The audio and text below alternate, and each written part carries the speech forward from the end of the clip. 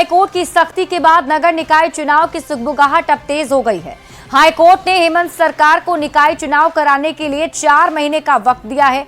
उच्च न्यायालय के आदेश के बाद इस पर राज्य की सियासत भी गर्मा गई। क्या हेमंत सरकार पर बीजेपी का आरोप और क्या हो सकती है निकाय चुनाव की तारीख, ये रिपोर्ट देखिए। झारखंड में नगर निकाय चुनाव, हाईकोर्ट में याचिका पर सुनवाई, सरकार को हाईकोर्ट का आदेश, चुनाव के लिए 4 महीने का वक्त।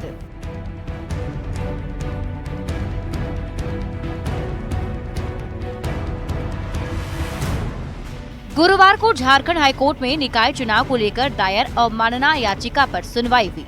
हाईकोर्ट की सख्ती के बाद झारखंड में नगर निकाय चुनाव की सुगबुगाहट तेज हो गई है। राज्य में करीब 2 साल से निकाय चुनाव लंबित है। 4 महीने में निकाय चुनाव की संभावना है। हेमंत सरकार को हाईकोर्ट का आदेश है। सरकार ने 4 महीने का वक्त मांगा है। अप्रैल मई में नगर निकाय चुनाव होने की संभावना है। राज्य सरकार की तरफ से ये कहा जा रहा था कि हमें 4 महीने का अतिरिक्त समय दिया जाए। यही उनका कहना था कि 4 महीने में हम लोगों ने इलेक्शन प्रोसेस पूरा कर लेंगे। रोशनी खलखो की याचिका पर सुनवाई करते हुए कोर्ट ने 4 महीने में निकाय चुनाव की प्रक्रिया शुरू करने का आदेश दिया है। कोर्ट ने चुनाव की देरी पर नाराजगी जताई और कहा कि ओबीसी आरक्षण के लिए ट्रिपल टेस्ट प्रक्रिया के नाम पर चुनाव आगे नहीं बढ़ाया जा सकता है। याचिकाकर्ताओं ने भी अदालत को बताया कि ट्रिपल टेस्ट कराए बिना भी निकाय चुनाव हो सकता है। 2022 में अप्रैल महीने में ही हमारा कार्यकाल खत्म हो गया था। उसके बाद से हम लोगों ने सरकार से अपील की थी कि जल्द से जल्द आप नगर निकाय चुनाव कराएं, लेकिन सरकार इस पर बिल्कुल भी सुनने को तैयार नहीं थी। सत्ता पक्ष ने हाईकोर्ट के आदेश का स्वागत किया है। कांग्रेस ने समय पर चुनाव संपन्न कराने की बात कही। वहीं निकाय चुनाव में देरी होने पर विपक्ष में बैठी बीजेपी लगातार हेमंत सोरेन सरकार पर निशाना साध रही है। बीजेपी का आरोप है कि नगर निकाय में बीजेपी की मजबूत पकड़ से हेमंत सोरेन की सरकार डरी हुई है, इसलिए निकाय चुनाव नहीं कराया जा रहा है। कुछ कमियां बेसी रहेंगी। हाईकोर्ट का आदेश आ गया, सरकार उसमें ऑलरेडी बहुत अच्छी तरीके से काम करे। उम्मीद ही नहीं, पूर्ण विश्वास है कि आने वाले दिन में नगर निगम का चुनाव होगा। कि नगर निकाय चुनाव यहाँ पर झारखंड में हेमंत सोरेन सरकार सिर्फ इसलिए नहीं करा रही है क्योंकि जितने भी शहरी क्षेत्र, नगर पंचायत है, नगर निगम है, नगर परिषद है, वहां पर भाजपा का दबदबा है। सत्ता पक्ष और विपक्ष दोनों एक दूसरे पर निशाना साध रहे हैं। हालांकि हाईकोर्ट के आदेश से एक तस्वीर साफ हो गई कि झारखंड में जल्द ही निकाय चुनाव का इंतजार खत्म होने वाला है। देखना होगा कि चुनाव की प्रक्रिया कब शुरू होती है। रांची संवाददाता निरंजन कुमार सिंह के साथ ब्यूरो रिपोर्ट, न्यूज़ 18। मैया सम्मान योजना में भारी गड़बड़ी की शिकायत के बाद अबुआ आवास के नाम पर भी गरीबों को लूटने का आरोप लगा है। साहिबगंज के पश्चिमी जामनगर पंचायत में अबुआ आवास के लिए एक व्यक्ति से 30-40 हजार रुपए घूस मांगने का मामला सामने आया है। किस पर है ये आरोप, इस रिपोर्ट में देखिए। अबुआ आवास के नाम पर मची लूट। घर दिलाने के नाम पर 30-40 हजार घूस। मुखिया पति पंचायत सचिव पर आरोप। पुराने मकान का फोटो, पैसों का बंदर बांट।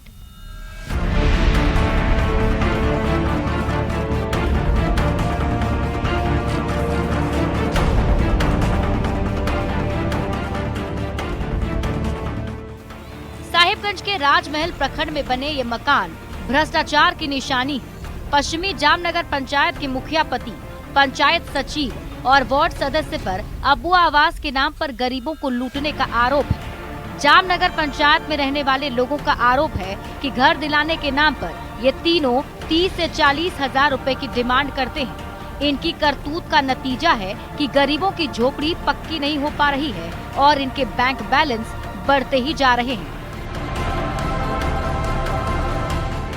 मुखिया पति, पंचायत सचिव और वार्ड सदस्य, ये तीनों मिलकर जो है अबुआ आवास के नाम से लूट खसोटे कर रहे हैं।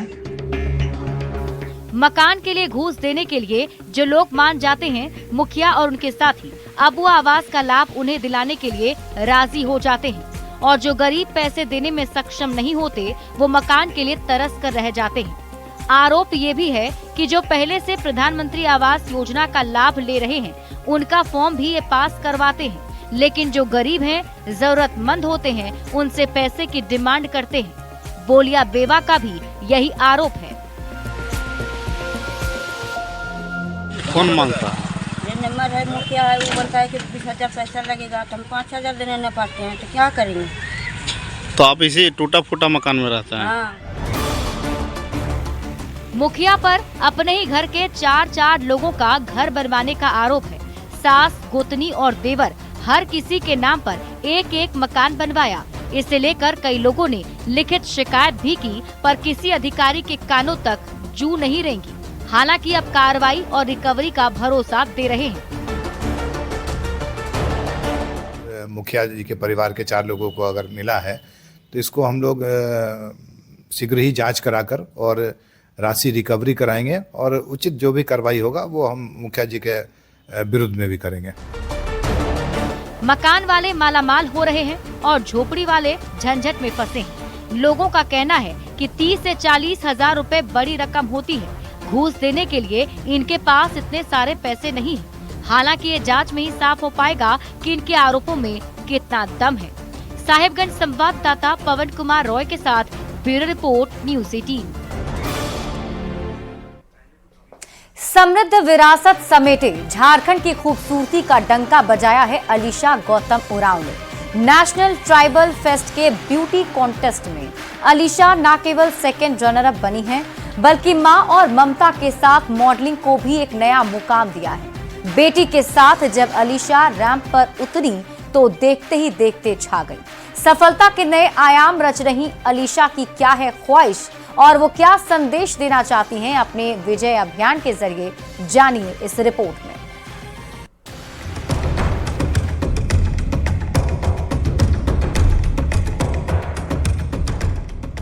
मजबूती के साथ उठते पैर, चेहरे पर फैला आत्मविश्वास, ये हैं अलीशा गौतम उरांव, जो आज किसी पहचान की मोहताज नहीं है।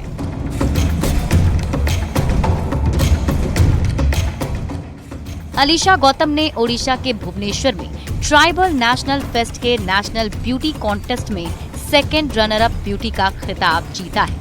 इस खिताब के साथ अलीशा ने न केवल झारखंड की खूबसूरती को नया मुकाम दिया है, बल्कि आदिवासियों को देखने का नजरिया भी बदलने की कोशिश की है। ये बोलूंगी कि चौका लगा दिया मैंने, बस थोड़ी सी चूक हो गई। पता नहीं किस चीज ने शायद जजेस को उतना प्यार नहीं मिला, लेकिन आशा जरूर करूंगी कि इस बार तो सेकंड रनर आई हूँ। नेक्स्ट टाइम सर पे एक इससे बड़ा ताज होगा और उससे ज्यादा बड़ा ताज झारखंड के सर पे भी होगा। अलीशा गौतम उरांव एक माँ भी हैं। माँ और मॉडल की दोहरी भूमिका निभाते हुए ऐसा कुछ किया कि जज भी इम्प्रेस हुए बिना नहीं रह सके। बेटी को जब मैंने गोद पे लेके वॉक किया तो जितनी भी वहाँ पे माताएं थी, इवन जितने भी ऑडियंस थे, ताली तो बजी थी और साथ में मेरे जितने कंटेस्टेंट्स थे उन्हें भी गर्व हुआ कि झारखंड का नाम आपने रोशन तो किया। अलीशा आई और देखते ही देखते ट्राइबल फेस्ट में छा गई। अलीशा के मन में एक कसक अभी भी है। मॉडलिंग के क्षेत्र में फेयर स्किन को अधिक तरजीह दिया जाता है, लेकिन मानसिक रूप से मजबूत अलीशा ने हालात को अपने पक्ष में करना सीख लिया है। नजरिया बदलने की जरूरत है लोगों को कि सिर्फ रंग काला होने से इंसान का मन काला नहीं होता है।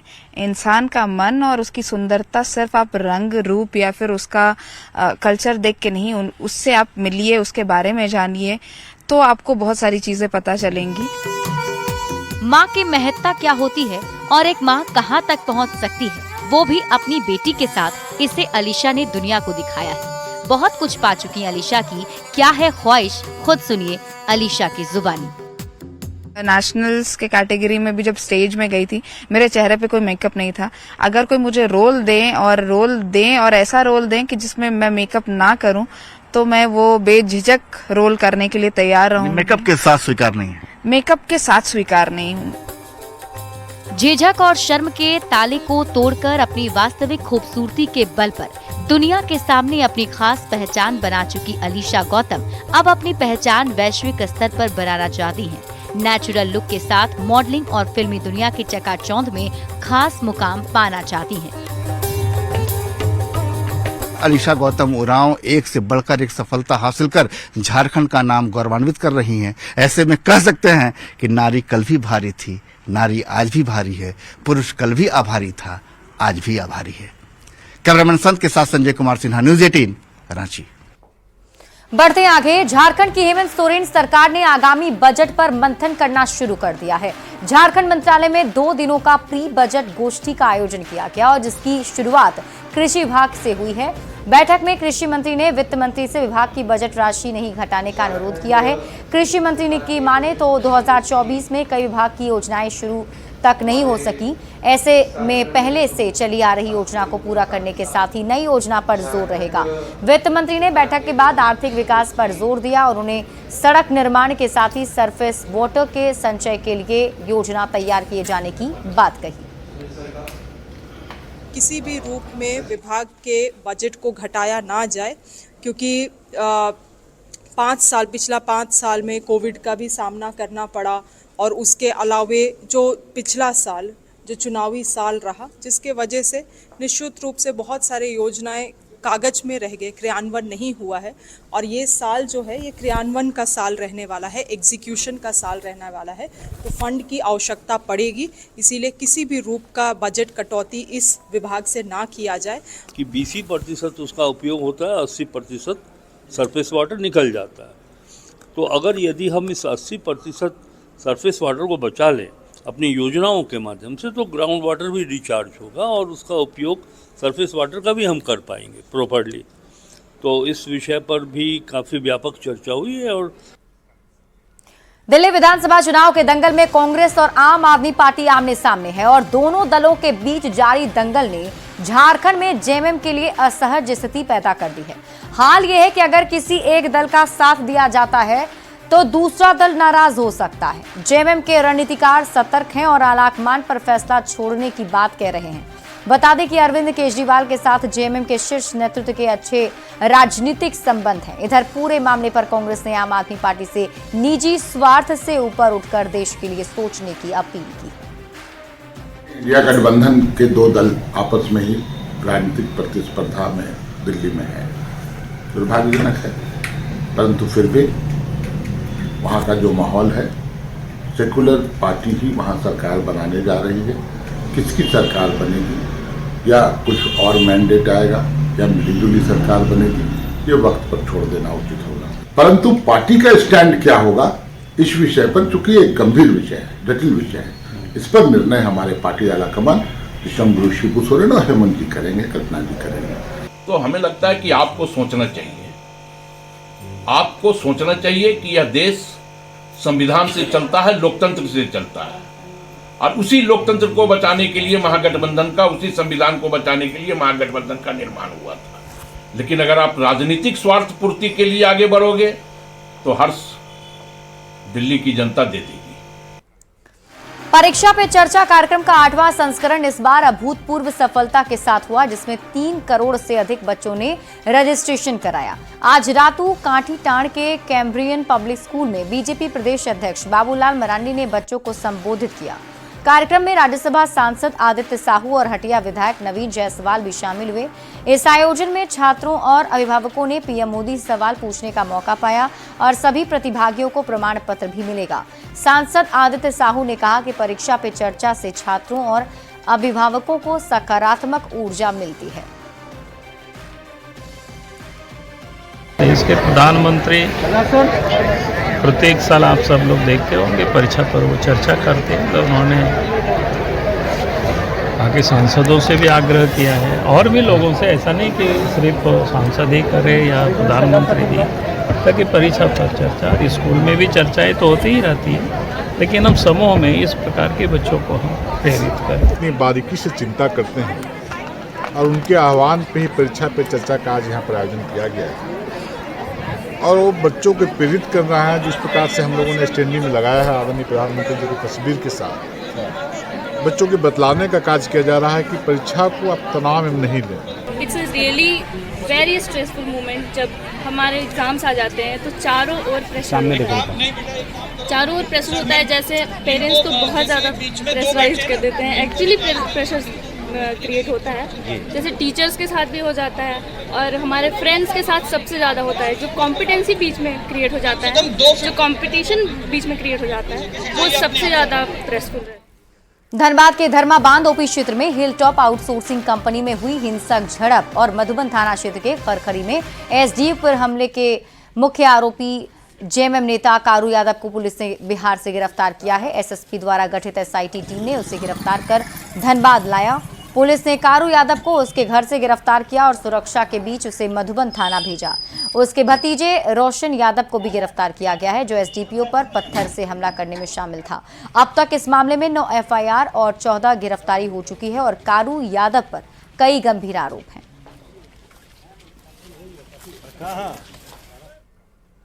गिरिडीह के नगीना सिंह रोड में गैस लीकेज होने से संजीव सिन्हा के घर में आग लग गई, जिसमें लाखों का नुकसान हुआ है। इस घटना में एक महिला बाल बाल बची। घटना के बाद परिवार के सदस्यों ने गैस एजेंसी में पहुंचकर जमकर हंगामा किया और लापरवाही बरतने का आरोप लगाया है। बताया गया कि गैस में वॉशर नहीं रहने की वजह से आग लगी थी, जिसके बाद पीड़ित परिवार ने गैस एजेंसी में जाकर जमकर हंगामा किया। हंगामा के दौरान दोनों ओर से हाथापाई भी हुई। हालांकि लोगों के हस्तक्षेप के बाद मामला शांत हुआ और गैस एजेंसी संचालक ने घर का जायजा लिया और उचित मुआवजे का भरोसा दिलाया है।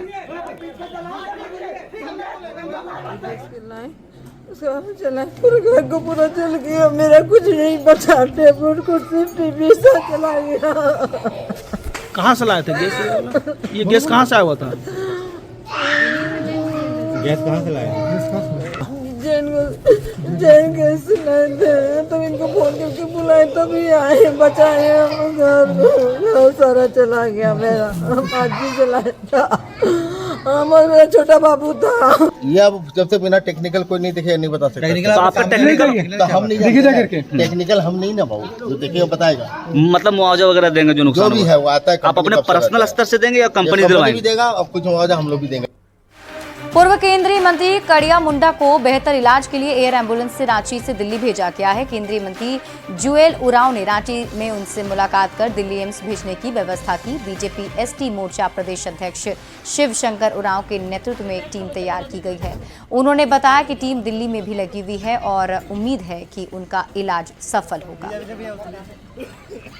और हम सब जो उनको आदर देते हैं, उनके स्वास्थ्य की कामना करते हैं और वहाँ जाकर के अच्छा इलाज होकर के वो लौटे और हम सबको मार्गदर्शन देते रहे। और भारतीय जनता पार्टी ज़मीन से जुड़े नेता का मार्गदर्शन हमेशा सशक्त होता है, ज़मीन से जुड़ा होता है।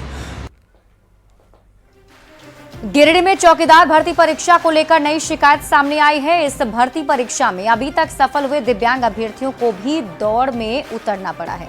दौड़ में नॉर्मल अभ्यर्थियों की तरह उन्हें दौड़ करवाया गया। ऐसे में कई तरह के सवाल उठने लगे हैं। विभाग की नियमावली को लेकर भी प्रश्न उठाया गया है। सवाल ये किया जा रहा है कि आखिर एक शारीरिक रूप से खासकर पांव हाथ से दिव्यांग कोई व्यक्ति 6 मिनट में 1600 मीटर की कैसे दौड़ लगा सकता है। गिरिडीह स्टेडियम में हुई इस दौड़ परीक्षा के बाद दर्जनों अभ्यर्थियों ने डीसी से न्याय की मांग की है। दिसंबर 2 तो उस समय बोला गया था कि विकलांग का लिखित दौड़ और मेडिकल दौड़ और हाइट नहीं होगा। अब आज अचानक बोला जा रहा है कि आप लोग का दौड़ होगा 1600 मीटर 5 मिनट में, प्लस हाइट चाहिए। हम मान लीजिए जो पैर से दिव्यांग है तो लड़क के चलता उसका हाइट कहाँ से होगा? और 1600 दौड़ना अगर विकलांग का हो सकता था तो फिर काहे भरता? विकलांग सिर्फ जनरल से लड़ता। खबर बोकारो से है, जहां एक चलती हुई कार तालाब के पानी में समा गई। बोकारो स्टील सिटी थाना क्षेत्र के सेक्टर 3 की घटना है। मौके पर पहुंची पुलिस कार को बाहर निकालने में जुटी है। तालाब में कार स्टार्ट हालत में है और उसका वाइपर भी चल रहा है। गाड़ी तालाब में कैसे पहुंची अभी तक इसका पता नहीं चल सका है। लोगों की माने तो कार के पास कुछ लड़के थे, जिनमें से एक लड़की और एक लड़के के बीच बहस हो रही थी। जैसे ही कार पानी में घुसी सभी फरार हो गए। गाड़ी का नंबर JH09V9053 है, जिसके मालिक का पता लगाने में पुलिस की टीम जुटी हुई है। क्या हुआ है मैडम? एक सूचना मिली है कि गाड़ी अनियंत्रित होकर पानी में गिर गई है, उसी के जांच के लिए आए हुए हैं। तो सही में गाड़ी गिरी हुई है। और कुछ है भी क्या गाड़ी में? नहीं, अभी तक कोई सूचना ऐसा नहीं मिला है। अभी गाड़ी को निकालने का प्रोसेस हम लोग कर रहे हैं। द हंस फाउंडेशन की ओर से रांची के सदर अस्पताल में mobile medical unit CNG workshop का आयोजन किया गया है। वर्कशॉप में लोगों को फाउंडेशन की ओर से निःशुल्क डायलिसिस सेवा की जानकारी दी गई और पैथोलॉजी जांच के लिए MOU साइन किया गया है। इसके तहत डायलिसिस बेड बढ़ाने का फैसला भी लिया गया। हंस फाउंडेशन के CEO ने बताया कि वे 11 राज्यों में 600 मोबाइल एम्बुलेंस चला रहे हैं ताकि ग्रामीण क्षेत्रों में स्वास्थ्य सेवाएं पहुंचाई जा सके।